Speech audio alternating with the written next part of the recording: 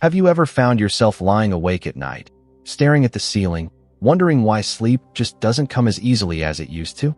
Or maybe you wake up far too early, feeling like you've barely rested, even though you went to bed at a reasonable hour. If that sounds familiar, you're not alone. Many of us over 60 notice that our sleep patterns change, sometimes in ways that leave us feeling tired, frustrated, or even a little worried. But here's the good news. There are real, understandable reasons why this happens, and more importantly, there are things we can do about it. Today, we're going to talk about why sleep can become more elusive after 60, what's really going on in our bodies, and how we can work with these changes instead of fighting against them. Because let's face it, good sleep isn't just about feeling rested. It's about staying sharp, keeping our energy up, and enjoying every day to the fullest. So, let's start with one of the biggest reasons sleep changes as we get older, our body's natural rhythms. You've probably heard of the internal clock that tells us when to wake up and when to wind down. Well, as we age, that clock can shift, sometimes quite a bit. Many older adults find themselves feeling sleepy earlier in the evening, say around 8 or 9 p.m., and then waking up at 4 or 5 a.m. This isn't a sign that something's wrong. It's just our body's way of adjusting. But here's where things get tricky. If we give in to that early bedtime, we might wake up in the middle of the night, wide awake, while the rest of the world is still fast asleep. And if we try to push through and stay up later, we might still wake up early. Only now, we're running on even less sleep. So what can we do? One of the best ways to work with this shift is to embrace natural light. Getting outside in the morning, even for just 10 or 15 minutes, helps reset that internal clock. And if you can, try to avoid bright lights in the evening, especially from screens. Those little adjustments can make a big difference in helping your body find its new rhythm. Now, another reason sleep might feel harder to come by is something many of us don't even realize. Our bodies produce less melatonin as we age. Melatonin is the hormone that helps us feel sleepy, and when levels drop, falling asleep and staying asleep can become more of a challenge. But before you reach for melatonin supplements, there are natural ways to give your body a little nudge. Foods like cherries, bananas, and oats contain small amounts of melatonin, and having them in the evening might help. A warm cup of herbal tea, like chamomile, can also signal to your body that it's time to relax. And let's not forget about the role of stress and quiet thoughts. How many times have you settled into bed, only to have your mind start racing with everything from tomorrow's to-do list to things that happened years ago? It's incredibly common, especially when life has given us so much to reflect on. But there are ways to quiet those thoughts. Something as simple as writing down a few notes or worries earlier in the evening can help clear your mind before bed. Or try a few minutes of gentle breathing. Inhale slowly, exhale even slower. It's not about forcing yourself to stop thinking. It's about giving your mind a softer place to land. Now, these are just a few of the reasons sleep changes after 60, but they're a great place to start. And the best part? None of these adjustments require drastic changes, just small, thoughtful steps that add up over time. In the next part, we'll talk about how physical comfort, like your mattress and bedroom temperature, plays a bigger role than you might think, and how to make sure your environment is working for you, not against you. So, tell me, have you noticed any of these changes in your own sleep? Let me know in the comments below. And if you found this helpful, don't forget to like this video and subscribe so you don't miss the next part. Here's to better sleep and brighter mornings ahead. You know, sometimes the smallest things can make the biggest difference when it comes to sleep, especially after 60. Maybe you've already started adjusting your evening routine or paying more attention to natural light, and that's wonderful. But there's another piece of the puzzle we need to talk about today: how your physical comfort affects your sleep. Let's start with something you might not even notice anymore: your mattress. Think about it. How long have you been sleeping on the same one? If it's been more than 7 or 8 years, chances are it's not giving you the support you need. Our bodies change as we age, and what felt comfortable in our 50s might not work as well now. A mattress that's too soft can leave you achy, while one that's too firm might put pressure on your hips and shoulders. If a new mattress isn't an option right now, consider a mattress topper. Memory foam can be a game changer for relieving pressure points. And while we're talking about your bed, let's not forget pillows. If you wake up with a stiff neck or find yourself constantly fluffing your pillow to get comfortable, it might be time for a change. Side sleepers often need a thicker pillow to keep their spine aligned, while back sleepers usually do better with something a little flatter. It's amazing what the right pillow can do. Sometimes just that one adjustment means fewer midnight wake-ups. Now, let's talk about temperature. Have you ever noticed that you feel too hot or too cold at night, even when the room hasn't changed? That's because our bodies don't regulate temperature as well as they used to. Many of us find we get colder more easily, but then wake up sweating later. The trick is layers, light, breathable blankets you can add or remove as needed. And if you tend to run hot, try cooling your bedroom down just a degree or two before bed. A slightly cooler room actually helps signal to your body that it's time to sleep. Here's another factor that might surprise you: hydration.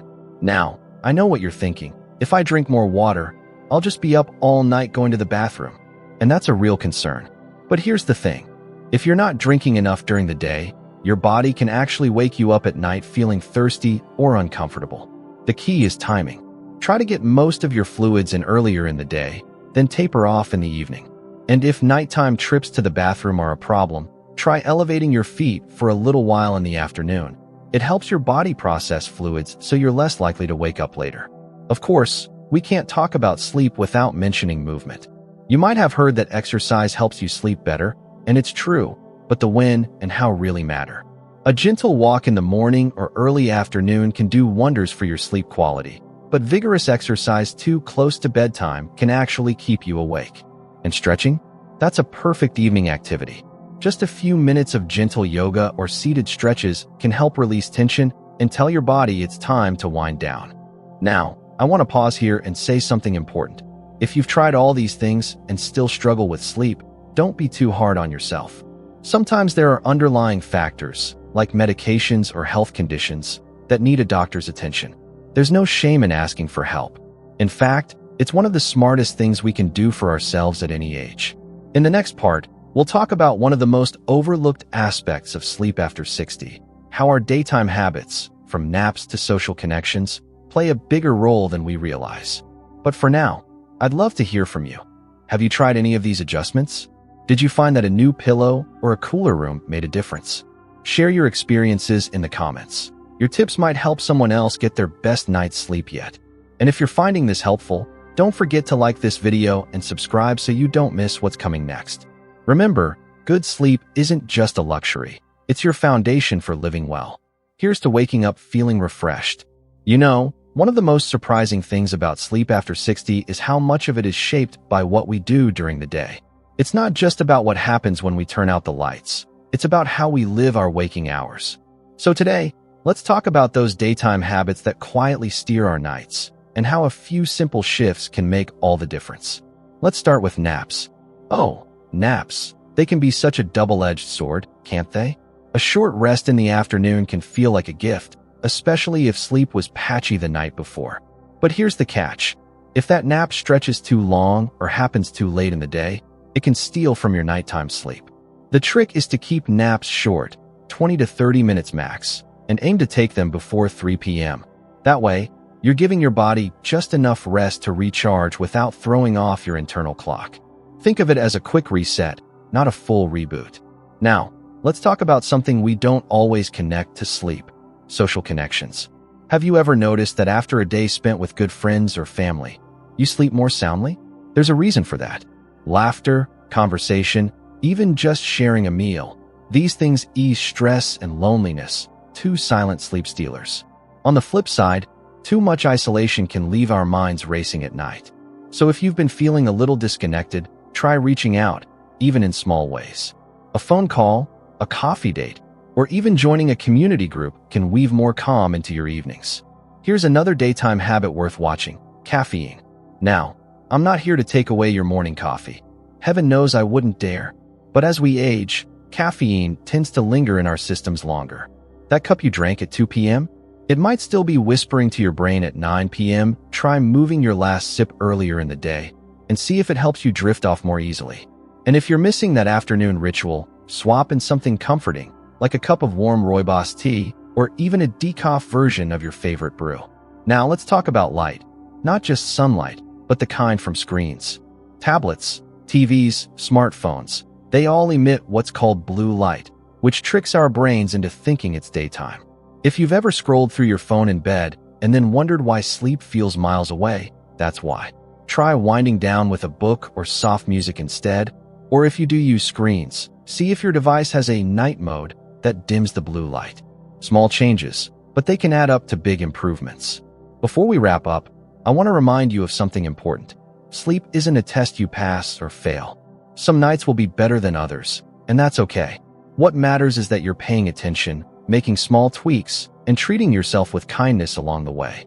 You've spent decades caring for others. Now it's time to care for you. So let's recap. We've talked about syncing with your natural rhythms, creating a comfortable sleep space, adjusting daytime habits, and nurturing your social and emotional well-being. None of these changes require a complete life overhaul, just a little awareness and a willingness to experiment.